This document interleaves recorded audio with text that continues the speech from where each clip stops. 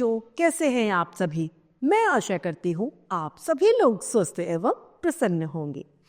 आज हम हमारा पाठ बुद्धि और भाग्य को पढ़ेंगे और समझेंगे। तो आइए हम अपना पाठ प्रारंभ करते हैं। यह है हमारा पाठ 3, बुद्धि और भाग्य। एक बार की बात है, बुद्धि और भाग्य में किसी बात को लेकर बहस शुरू हो गई। बात अपनी बहस से हटकर आपस में तू मैं पर उतर आई, अर्थात झगड़े पर उतर आई। भाग्य ने बिगड़कर कहा, मैं तुमसे बड़ा हूं। समझदार बुद्धि हंसकर बोली, यह तो मैं भी कह सकती हूं कि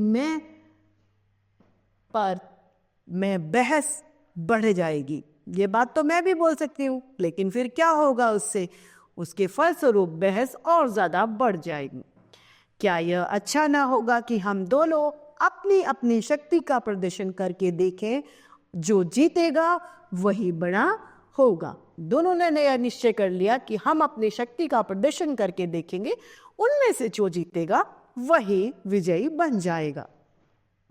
भाग्य ने इस बात को स्वीकार कर लिया। दोनों अपनी अपनी शक्ति के प्रदर्शन के लिए जगह खोजने को चल पड़े।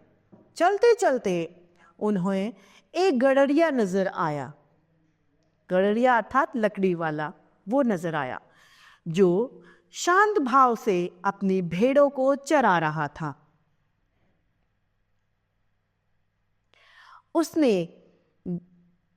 उसे देख बुद्धि ने कहा, क्या तुम इसे वैभवशाली बना सकते हो? तो वो कहती है, क्यों नहीं, मैं चाहूं तो इसे सम्राट बना सकता हूं। भाग्य ने अभिमानवश यानी घमंड से यह बात कही। बुद्धि ने मुस्कुराते हुए कहा, अभागा कहीं, सम्राट बनते प्राण नहीं खो बैठे। तुम अपने वचन से पीछे हटना चाहती हो? भाग्य ने गुस्से से कहा, नहीं, बिल्कुल नहीं, मुझे स्वीकार है, तुम इसे सम्राट बना दो। मैं जब इसे लोगों पर शासन करते देख लूंगी तब तुम्हारे सामने अपना सिर झुका दूंगी, नहीं तो तुम्हें मेरे सामने झुकना पड़ेगा। यह बुद्धि कह देती है। ठीक है, ये किसने कहा? भाग्य ने। यह कहते ही भाग्य गड़रिये पर अपनी कृपा का हाथ रखता है और बुद्धि उसका हाथ छोड़कर एक दर्शक की तरह दूर जा खड़ी होती है। अब भाग्य अपना हाथ उसके गड़रिये के ऊपर रख देता है, चरवाहे के ऊपर रख देता है, और जो बुद्धि होती है वह दूर खड़ी है, सब देखती रहती है। गड़रिया आगे बढ़ा। उस एक रत्न जड़ित खड़ाऊ यानी पैरों में पहनने वाली जो चप्पल जैसी होती है, लकड़ी की खड़ाऊ, वह उसका एक जोड़ा मिला। उसने उसे उलट पलट कर देखा और अपने पैरों में पहन लिया। फिर प्रतिदिन इसी तरह भेड़ बकरियां चराने लगा। वो रत्न जड़ित खड़ाऊ पहनकर ही भेड़ बकरियां चराता था। एक दिन वहां से किसी दूसरे देश का सौदागर गुजर रहा था, यानी व्यापारी गुजर रहा था। अचानक उसकी नजर गड़रिये की पैरों पर पड़ी। उसने हैरानी से पूछा, यह तुमने किस चीज की खड़ाऊ पहन रखी है? ये पत्थर की है और बड़ी भारी है, घिसती भी नहीं है। गड़रिये ने सरल स्वभाव में उत्तर दे दिया। क्या तुम इन्हें बेचोगे? व्यापारी कहता है, क्या तुम इसे बेचना चाहते हो? बेचने क्या होगा, यदि तुम्हें पसंद है तो इन्हें ले जाओ। इस पत्थर की जोड़ी को तुम्हारे सिवा खरीदेगा भी और कौन? वह ये बात कह देता है। क्यों? क्योंकि उसके अंदर बुद्धि नहीं है। अच्छा बताओ, तुम्हें इसकी क्या कीमत दूं? क्योंकि यह खड़ाऊ का जोड़ा मुझे बहुत पसंद है, मैं इसे हर कीमत पर खरीदने के लिए तैयार हूं। गड़रिया कहता है, अरे मुझे कुछ नहीं चाहिए, बस तुम मेरी झोपड़ी में एक बोरी भुने हुए चने रखवा दो। मैं रोज गांव जाने पर थक जाता हूँ, खा पी कर यही मस्त रहा करूँगा। सौदागर बड़ा खुश हो जाता है, चने की बोरी वहां रखवाई और खड़ाऊं का जोड़ा लेकर अपनी राह में चल दिया। अपने देश पहुंचकर उसने वह खड़ाऊं का जोड़ा वहां के महामंत्री को भेंट कर दिया ताकि उसे व्यापार में और अधिक सुविधाएं मिल सके। अब इधर गडरिये को नंगे पांव देखकर भाग्य ने रत्नों से जड़ा हुआ एक बढ़िया खड़ाऊं का जोड़ा उसके सामने रख दिया। गडरिया उसे पहनकर अपनी भेड़ बकरियां फिर से चराने लगता है। कुछ दिनों बाद वही सौदागर उधर से गुजरा। रत्नों से जड़ा हुआ खड़ाऊं का जोड़ा उसके पैरों में देखकर आश्चर्यचकित रह गया और मन ही मन सोचने लगा, इस गडरिये पर भाग्य की अपार कृपा दिखती है। उसने गडरिये से कहा, तुम्हें ऐसी बढ़िया खड़ाऊं कहाँ से मिल जाती हैं? उसने अपने आप में न जाने कौन आकर मेरी राह में रख जाता है, मैं तो बस इन्हें पहन लेता हूँ। गडरिये ने एक सरलता से उत्तर दिया। वो कहता है, मुझे तो पता ही नहीं ये कहाँ से आ जाती हैं, अपने आप को रख के चला जाता है और मैं इनको पहन लेता हूँ। क्या तुम इन्हें भी बेचोगे? हाँ हाँ, ले जाओ। यह कहकर गडरिये ने अपने पैरों से खड़ाऊं उतार कर उस व्यापारी के सामने रख दी।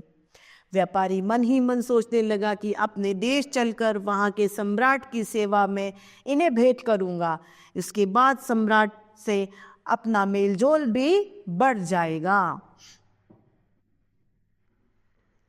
अब सौदागर के पास में बुद्धि है, वह बुद्धि का प्रयोग करके आगे बढ़ रहा है, और इसके पास बुद्धि नहीं है तो इसके पास सब कुछ होकर भी यह वहीं का वहीं स्थिर है।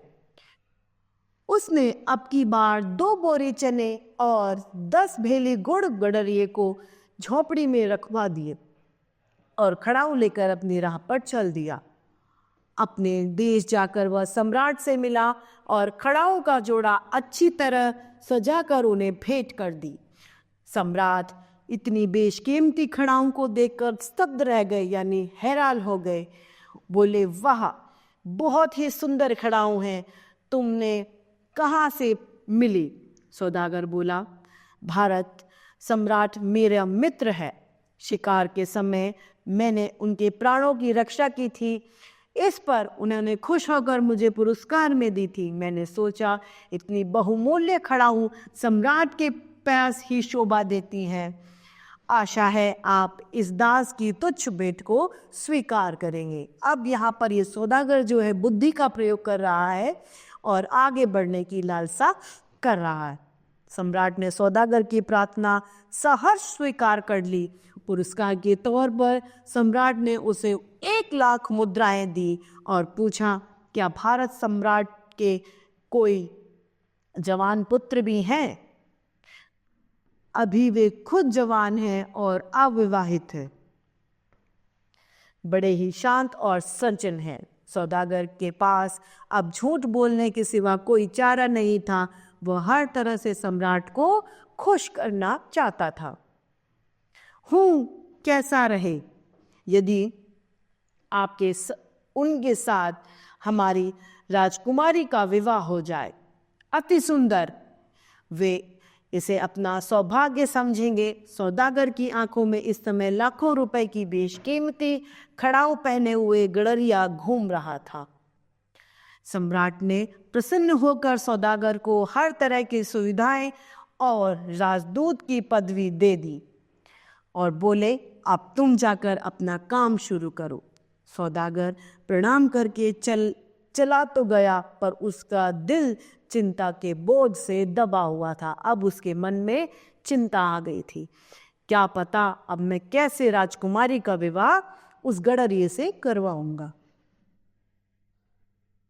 ऊंटों पर सैकड़ों मन पीतल लाद कर वह फिर व्यापार के लिए चला। चलता चलता वह उसी गडरिये की झोपड़ी के पास पहुंच गया। गडरिया दूर कहीं भेड़ चराने गया हुआ था। सौदागर ने अपने नौकरों को ऊंटों से सामान उतारकर पड़ाव डालने की आज्ञा दी, अर्थात तंबू डालने की आज्ञा दे दी।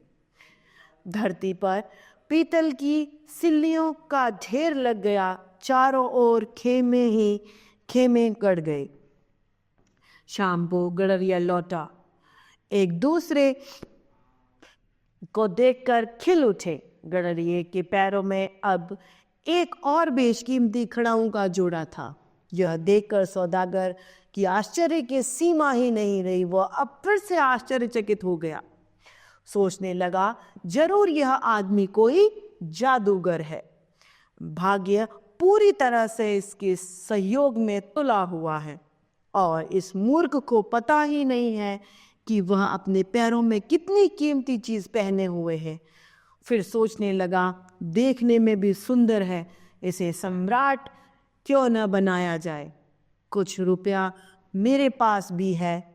यह चारागाह और इधर उधर की जमीन खरीद लूंगा। यही महल और किला बनवा दूंगा। कुछ सैनिक और नौकर रख लूंगा। फिर विवाह के बाद जो दहेज मिलेगा वह सब तो अपना ही होगा। यह राजा और मैं मंत्री। वह अपने मन में सोच सोचकर बड़ा प्रसन्न होने लगा, क्योंकि उसमें गडरिये में तो बुद्धि ही नहीं है। भाग्य ने उसका हृदय के भाव को पढ़ लिया और वह खिल उठा। बुद्धि मुस्कुरा उठी। भेड़ बकरियों को अपनी अपनी जगह बांधकर थका हुआ गडरिया पीतल की सिल्लियों के ढेर का सहारा लेकर बैठ गया और सौदागर से बोला, अब की बार तुम बहुत जल्द ही लौट आए। हाँ, बहुत काम पड़ा था। अब मैं तुम्हारे पास कुछ दिन रहूंगा। तुम्हें कुछ ऐतराज तो नहीं? वो कहता है, अरे वाह, कैसी बात करते हो। जंगल में मंगल हो जाएगा। बस मेरी भेड़ बकरियों को तुम्हारे कोई आदमी न छेड़े। मेरी भेड़ बकरियों को कुछ न करे, बाकी सब मजे की बात है। अरे, अब तुम इन भेड़ बकरियों की चिंता मत करो। मैं तुम्हें सम्राट बनाने आया हूं। सम्राट वह क्या भला होती है? गडरिया कहता है, सम्राट क्या होता है? गडरिये ने हैरानी से पूछा। सम्राट का मतलब होता है महाराज। मतलब कि आसपास के इलाके के जितने भी आदमी हैं वह सब तुम्हारी चाकरी करेंगे। मैं अपने देश की राजकुमारी से तुम्हारी शादी कराऊंगा। मेरा विवाह तुम्हारी बातें तो मेरी समझ में नहीं आ रही, गडरिया बोलता है। पर ठीक है, जो तुम्हारी इच्छा हो सो करो। बस मेरी भेड़ बकरियों को कोई कुछ नहीं कहे। यह कहते कहते वह अजीब मूर्खता से हंस दिया। तभी अचानक सौदागर की नजर पीतल के ढेर पर पड़ी। वह आंखें फाड़ कर देखता ही रह गया। पीतल में एक अजीब तरह की चमक आ गई थी। वह अब पीतल नहीं, सोने का ढेर बन गया था। वह सोचने लगा, ओह, ये आदमी क्या भाग्य का बली है। इसे सम्राट बनाना कुछ कठिन काम नहीं। यह तो सम्राट खुद ही बना हुआ है। भाग्य ने जीते हुए वीर की तरह अभिमान में बुद्धि की ओर देखा और बुद्धि ने मजाक में ही उत्तर दिया, कोई बात नहीं, अभी आगे बढ़ो। सौदागर ने अपना सोचा हुआ काम करना शुरू कर दिया। सोना बेचकर जमीन खरीदी, महल और किला बनाया, सेना भर्ती की। अब बेशुमार दौलत उसके पास में मौजूद थी। वहां के जमींदारों को मुंहमाया रुपए देकर कुछ जागीरें भी खरीद ली। गडरिये एक बढ़िया कपड़े बनवाए। सजा हुआ गडरिया शक्ल सूरत से अब राजा लग रहा था। वह वास्तव में राजा का अर्थ भी नहीं जानता था। धीरे धीरे सौदागर उसकी भेड़ बकरियां भी इधर उधर कर दी। जब गडरिये ने पूछा तो कह दिया, रात में खुलकर न जाने वे कहाँ चली गई।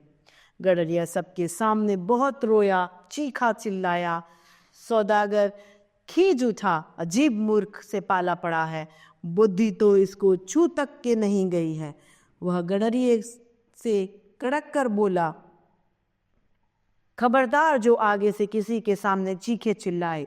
जो बात कहनी है वह कान में आकर कहो। यह देखकर ताना मारते हुए बुद्धि ने भाग्य से कहा, देख रहे हो तुम्हारे सम्राट की क्या दशा हो रही है। भाग्य बोला, बुजुर्ग को कहने का अधिकार है। बुद्धि हंस दी। इस सौदागर ने अपने महाराज को विवाह की सूचना भेज दी। बात पक्की हो गई। विवाह का दिन भी तय हो गया। समय पर सौदागर गडरिये को दूल्हा बनाकर शाही बारात सजाकर विवाह के लिए निकल पड़ा। अब बारात का ठाट देखते ही बनता था। हाथी, घोड़े और रथों की लंबी कतारें, क्योंकि इतना सोना भाग्य ने दे दिया था कि वे मालामाल हो चुके थे। दूल्हे के साथ सौदागर भी हाथी पर बैठा आगे आगे चल रहा था। उसने आगे शहनाई बजती जा रही थी। लड़की वालों ने भी जोरदार स्वागत किया, पर यह सब देख गडरिया बहुत परेशान था। उसने सौदागर के कान में कहा, ये लोग क्यों आए हैं? कहीं मुझे पकड़ने तो नहीं आए? कहीं मेरी भेड़ बकरियां तो इनके खेत में चरने नहीं चली गई थी? स्वागत करने वालों में से महामंत्री ने सौदागर से पूछा, क्या सम्राट ने कुछ हमारे लिए आदेश दिया है? सौदागर ने कहा, हाँ, हमारे सम्राट का कहना है कि स्वागत में आए हुए प्रत्येक आदमी को 10-10 सोने की मोहरें इनाम में दी जाएं। चारों ओर सम्राट की जय जयकार के नारे गूंजने लग जाते हैं। भाग्य ने अट्टहास करते हुए बुद्धि की ओर देखा। बुद्धि शांत भाव से बोली, पर यह सब तो सौदागर की मेहरबानी से हुआ है ना, क्योंकि मैंने सौदागर का साथ नहीं छोड़ा। सौदागर के सहारे मैं और तुम अपनी अपनी मंजिल की ओर बढ़ रहे हैं। इस कहानी के अंत में हमारी हार या जीत का फैसला होगा। बुद्धि कहती है, तुम गडरिये के साथ हो और मैं सौदागर के साथ हूं। बात आगे बढ़ती है। बारात की अगवानी हुई, दावत का रंग जमा, फिर रात को भावरे पड़ी। भावरों के बाद दूल्हा बना गडरिया चित्रशाला में चला गया। वह बहुत परेशान था। डर के मारे उसका बुरा हाल था। वह बार बार सोचता, आखिर यह सब क्या था? मैं फिजूल ही सौदागर के चक्कर में पड़ गया हूँ। आधी रात को गडरिये को पायलों की झुनझुन की आवाज सुनाई दी। पायलों की झुनझुन से गडरिये का मन बेहद ही डर से भर गया। अब उसे बहुत ज्यादा डर लगने लग जाता है। वह कांप उठा। उसने बचपन में भूत प्रेम और डाकिनों की कहानियां सुनी थी कि वह रात के समय में आकर लोगों को मार डालती हैं। उसने अनुभव किया कि वह आवाज पास ही से आ रही है। कुछ देर बाद किसी ने कमरे का दरवाजा खटखटाया। वह भय से पीला पड़ गया। उसका दम फूल गया। अपने बचने का अब उसे कोई उपाय नहीं सूझ रहा था। वह लपका खिड़की से नीचे छलांग लगाने लगा और उसकी मौत अब नजदीक थी। तभी बुद्धि ने भाग्य से कहा, इसे बचाओ, तुम्हारा सम्राट मौत के मुंह में जा रहा है। भाग्य चुपचाप खड़ा था। उसकी समझ में कुछ भी नहीं आ रहा था। वह झुंझला कर बोला, क्या करो? अजीब मूर्ख से पाला पड़ा है। तुमसे बन पड़ता है तो तुम ही इस मूर्ख को मरने से बचाओ। मैं अपनी हार मान लूंगा। तथास्तु, ऐसा ही हो। यह कहकर बुद्धि गडरिये के दिमाग में घुस गई। बुद्धि के आते ही ऊंचाई से धरती को देख गडरिये ने सोचा, नीचे गिर कर मरने से क्या लाभ होगा, और फिर राजमहल में डाकिनों का क्या काम। तभी वह खिड़की को छोड़कर कमरे में लौट आया। फिर उसे ध्यान आया, जिसके साथ रात में मेरी भावरे पड़ी थी, उसके पैरों में से भी ऐसी आवाज आ रही थी। हो सकता है मेरी दुल्हन मुझसे मिलने आई हो। ओह, मैं भी कैसी मूर्खता करने जा रहा था। धीरे धीरे सारी कहानी उसके दिमाग में घूमने लगी। अब उसने हंसते हुए द्वार खोला, दुल्हन का स्वागत किया। दोनों खिल उठे। दूसरी ओर भाग्य बुद्धि के सामने अपनी हार मानकर झुका हुआ खड़ा था। अतः यह सिद्ध होता है कि भाग्य से बुद्धि ज्यादा बड़ी है। बुद्धि और भाग्य दोनों का साथ जरूरी होता है। यह एक लोक कथा है। अब इस पाठ के शब्दार्थ देखते हैं। तू मैं अर्थात झगड़ा होना या कहासुनी होना, खड़ाऊं अर्थात पादुका, सौदागर यानी व्यापारी, शब्द मतलब हैरान, तुच्छ मतलब हीन, राजदूत मतलब वह दूत जो राज्य या देश, एक देश से दूसरे देश में भेजा गया हो, पड़ाव यानी यात्रा के बीच में जहाँ रुकते हैं, सिल्ली अर्थात हथियार की धार तेज करने वाला पत्थर, खेमे अर्थात तंबू या डेरा, बला यानी विपत्ति, अगवानी अर्थात स्वागत करना, तथास्तु मतलब ऐसा ही हो। अब है अभ्यास कार्य में पहला मौखिक प्रश्न क। बुद्धि और भाग्य अपनी शक्ति का प्रदर्शन कर क्या सिद्ध करना चाहते थे? बुद्धि और भाग्य दोनों एक दूसरे से ज्यादा एक अपने आप को सिद्ध करना चाहते थे। ख। बुद्धि ने भाग्य को चुनौती देते हुए क्या कहा? बुद्धि ने भाग्य को चुनौती देते हुए कहा कि मैं सबसे ऊपर हूं। ग। भाग्य जब अपना कार्य कर रहा था तब बुद्धि एक दर्शक क्यों बन गई? वह देखना चाहती थी कि भाग्य के भरोसे क्या हो सकता है, भाग्य की जीत कैसे हो सकती है बिना बुद्धि के। प्रश्न पहला, लिखित प्रश्न में से पहला क। बुद्धि और भाग्य में किस बात की बहस हो रही थी? बुद्धि और भाग्य में कौन ज्यादा है, इस बात की बहस हो रही थी। ख। गडरिया अपने कीमती खड़ाऊ सौदागर को क्यों बेच देता है? गडरिया अपने कीमती खड़ाऊ सौदागर को इसलिए बेच देता है क्योंकि उसे उसके मूल्य के बारे में कुछ पता नहीं होता, उसमें बुद्धि नहीं होती है। ख। ग। सौदागर गडरिया को सम्राट क्यों बनाना चाहता था? सौदागर राजा की बेटी राजकुमारी से जो राजा ने विवाह का प्रस्ताव किया था, उसे गडरिये की शादी कराना चाहता था, अतः वह गडरिये को सम्राट बनाना चाहता था। घ। पीतल का ढेर सोने में कैसे बदल गया? पीतल का ढेर भाग्य द्वारा सोने में बदल दिया गया था। ड। सौदागर ने गडरिये से कीमती खड़ाऊ लेकर उनका क्या किया? सौदागर ने गडरिये से कीमती खड़ाऊ लेकर उसे राजा को भेंट कर दी। अब है प्रश्न दूसरा, रिक्त स्थान की पूर्ति कीजिए। क। एक बार बुद्धि और भाग्य में किसी बात को लेकर बहस हो गई।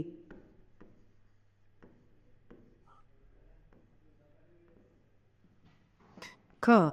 एक दिन वहां से किसी दूसरे देश का सौदागर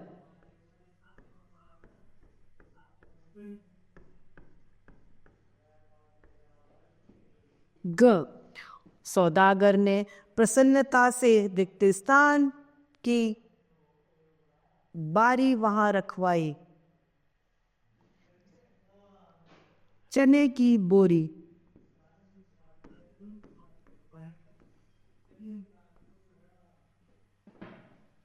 घ।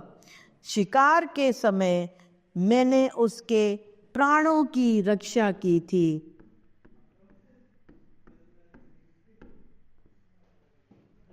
ड।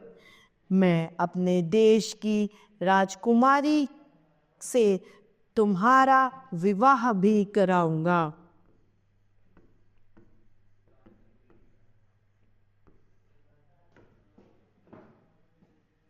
अब है बहुविकल्पीय प्रश्न। प्रश्न पहला, रत्न जड़ित खड़ाऊ के बदले में गडरिये ने सौदागर से क्या मांगा? एक बोरी गेहूं, एक बोरी चावल, एक बोरी भुना चना या कुछ नहीं? चना। सौदागर ने कीमती खड़ाऊ का जोड़ा किसे भेंट किया? राजा को, सेनापति को, महामंत्री को या गडरिये को? राजा को। तीसरा, सौदागर ने भारत सम्राट किसे बनाया?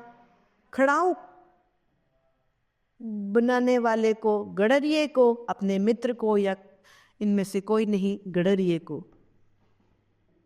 सम्राट बनने की बात पर गडरिये ने हैरानी से क्या कहा,